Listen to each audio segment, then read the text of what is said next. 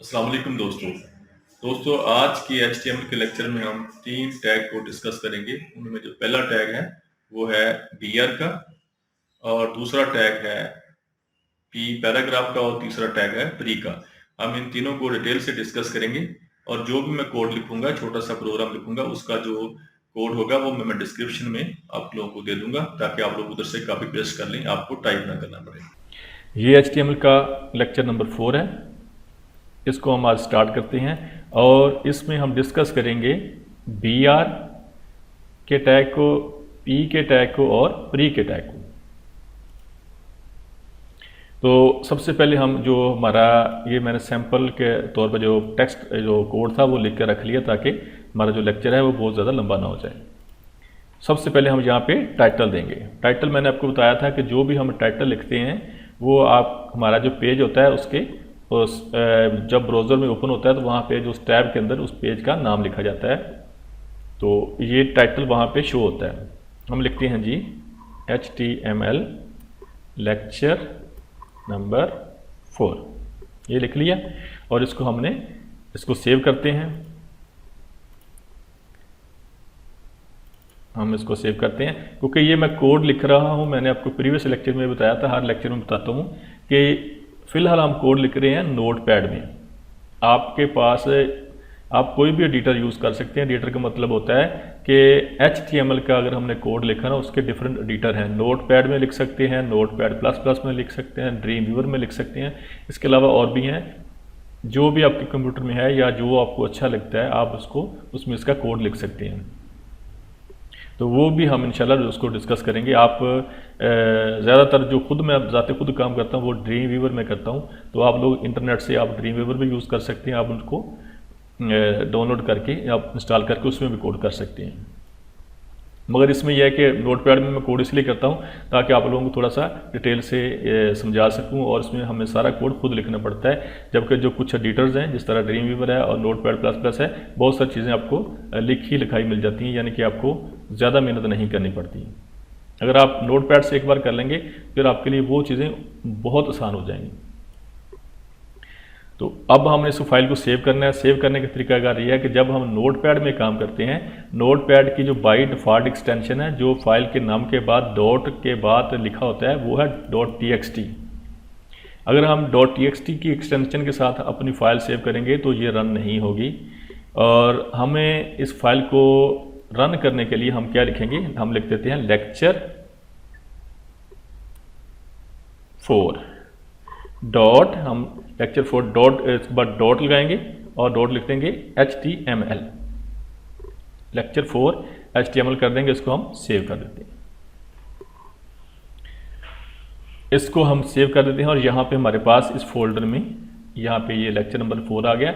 इसको double click करेंगे तो आपके सामने ये वाला लेक्चर, ये देखें ब्राउज़र में ओपन हो गया, और ये जो टाइटल हमने दिया यहाँ पे देखें HTML लेक्चर 4, यहाँ पे ये टाइटल आ गया है, जो कि हमने यहाँ पे लिखा हुआ है। ये टाइटल जो है वो यहाँ पे शो हो रहा है, ये देखिए।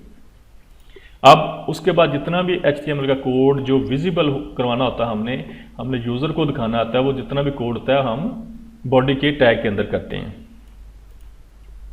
तो हम लिखते हैं, आज हमने पढ़ना है BR, पैराग्राफ और प्री का। सबसे पहले हम BR को लिखते हैं। मैं लिख देता हूँ जी, we are learning HTML5 and this is lecture number 4, ये लिख दिया।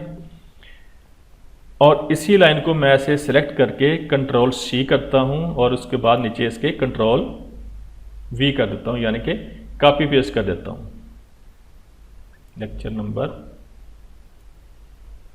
4, और इसको मैंने कॉपी कर दिया, फिर निचली रो पे एंटर प्रेस करके आ गया, फिर यहाँ पे पेस्ट कर दिया, फिर निचली लाइन पे मैंने एंटर प्रेस करके आ गया, और यहाँ पे भी मैंने इसको Ctrl+V कर दिया, यानी कि इसको कॉपी पेस्ट कर दिया। अब हमने 4 लाइनें लिख ली हैं, we are learning HTML5 and this is lecture number 4, और तीनों जगह 4 लाइनों में मैंने यही लिख दी। अब हम इसका रिजल्ट देखते हैं, इसका रिजल्ट ब्राउज़र में किस तरह आता है। हम इस पेज को ऐसे यहाँ पे रिफ्रेश करेंगे, क्योंकि हमारे जो पेज ओपन है इसको भी नहीं पता कि जो हमने चेंजेस किए हैं, उसके लिए हमें फिर पेज को रिफ्रेश करना पड़ता है। आप F5 कर लें कीबोर्ड से, कंट्रोल F5 कर लें, या ब्राउज़र में जाके यहाँ पे ये देखें पेज रीलोड की ऑप्शन आती है, इसको रिफ्रेश भी बोलते हैं, इसको करेंगे तो ये देखें यहाँ पे हमारे पास ये लिखा नज़र आ रहा है we are learning HTML5 and this is lecture number 4। और यहाँ पे देखें ये सारा कुछ एक ही रो में लिखा नज़र आ रहा है आपको, जबकि हमने भला कैसा लिखा, हमने इस तरह लिखा है, हमने एक रो यहाँ पे लिखी है, फिर उसके बाद एंटर प्रेस करके नीचे आके फिर एक रो यहाँ पे लिखी है, तो इस तरह हमें शो नहीं हो रहा, क्योंकि HTML का जो कोड है वो बाय डिफ़ॉल्ट जो होता है, बेशक हम जितनी मर्जी रो में लिख दें, जब तक उसके हम टैग को यूज़ नहीं करते ये निचली लाइन पे कोड को शो नहीं करता। अब इस कोड को हमने जिस तरह हमें यहाँ पे लिखा हो इस वैसे ही शो करवाना है, तो हमें क्या करना पड़ेगा, हर लाइन के हर रो के एंड में जाके हमें टैग यूज़ करना पड़ेगा BR का, जिसको बोलते हैं ब्रेक रो। मैं यहाँ पे ब्रैकेट लगाता हूँ या लेस देन भी आप इसको कहते हैं, और यहाँ पे लिख देंगे BR। ये देखिए कंट्रोल S किया मैंने, यानी कि सेव कर लिया, पहली रो के बाद हमने लिख दिया BR का टैग। अब मैं रिफ्रेश करता हूँ तो ये देखें जो पहली रो है यहाँ तक उसने कोड को जब पढ़ा तो उसके बाद उसको मिल गया यहाँ पे BR का टैग। उसने क्या किया, ये जो नेक्स्ट इस लाइन को उसने ब्रेक कर दिया, जो निचले लाइन लिखी थी उनको वो नेक्स्ट लाइन पे ले गया। ये होता है काम BR के टैग का। अगर हम चाहते हैं जो ये चारों लाइनें हैं ये एक दूसरे के ऊपर नीचे नजर आएँ, तो हम फिर चारों के साथ BR का टैग लिखेंगे। फिर यहाँ पे भी हम लिख देंगे BR, इसको बंद कर देंगे, और फिर यहाँ पे आके हम लिख देंगे BR, और यहाँ पे जाके इसको हम क्लोज कर देंगे। फिर सेव करेंगे फाइल को और अब रिफ्रेश करेंगे तो अब देखेंगे आपको चारों लाइनें जो हैं ऊपर नीचे नजर आ रही हैं। अब जो आखिरी लाइन है यहाँ पे हमें BR का टैग लगाने की ज़रूरत नहीं पड़ी, क्योंकि वो जब थर्ड रो पे हमने BR का टैग लगाया तो उसने जो 4 नंबर लाइन थी उसको ऑटोमेटिकली उसने अपने से नीचे कर दिया। तो ये काम होता है BR के टैग का। उसके बाद जो हमारे पास नेक्स्ट जो टैग है वो है पैराग्राफ का। तो मैं यहाँ पे लिखता हूँ पैराग्राफ का टैग लिखता हूँ, और इसके अंदर भी हम क्या करते हैं, इसको हम इसके अंदर जाके इसको मैं इसी लाइन को कॉपी करूँगा, कंट्रोल C करूँगा और यहाँ पर आगे कंट्रोल V कर दिया। और जो BR का टैग होता है उसको हमें क्लोज करने की ज़रूरत नहीं पड़ती, यानी कि जिस तरह हम P का टैग हमने शुरू कर दिया और उसके बाद हमने एंड में जाके बैकस्लैश डाल के और P के टैग को हमने क्लोज करना होता है, जबकि जो BR का टैग होता है उसे हमें ज़रूरत नहीं होती उसको हम क्लोज करें। अब क्या होगा, ये जो हमारा P का टैग है उसके अंदर हमने ये वाला एक रो लिख दी और इसको हमने क्लोज कर दिया। अब हम इसका रिजल्ट देखते हैं। मैं इसको हम F5 कर लें या आप इधर से जाके रीलोड कर लें।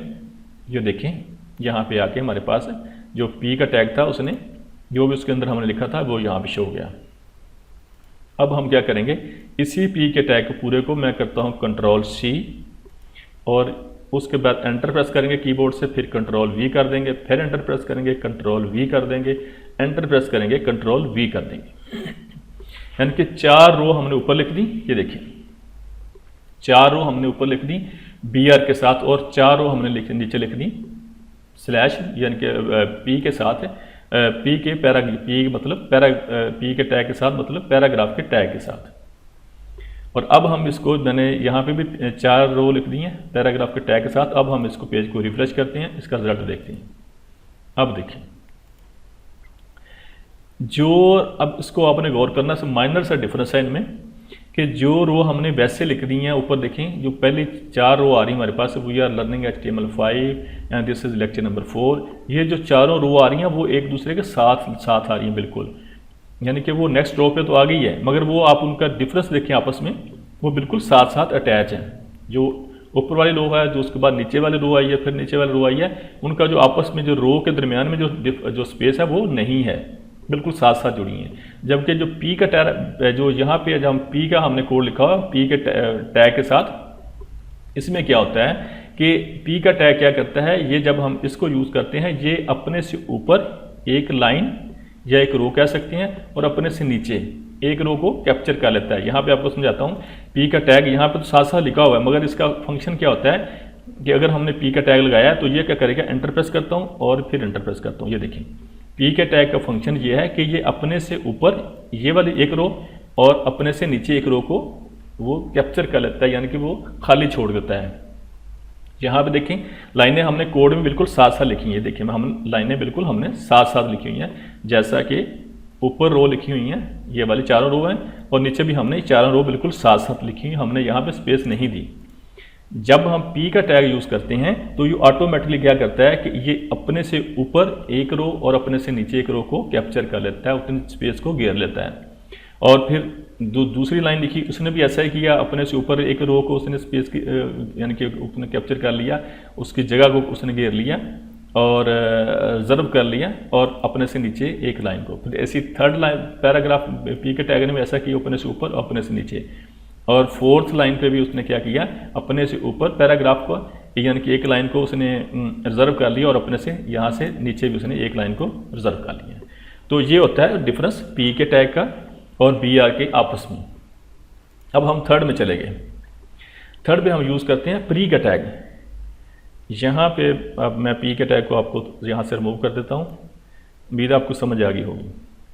अब देखिए हमने क्या लिखा, यहाँ पे हमने यहाँ पे लिखा है ये पी आर का टैग।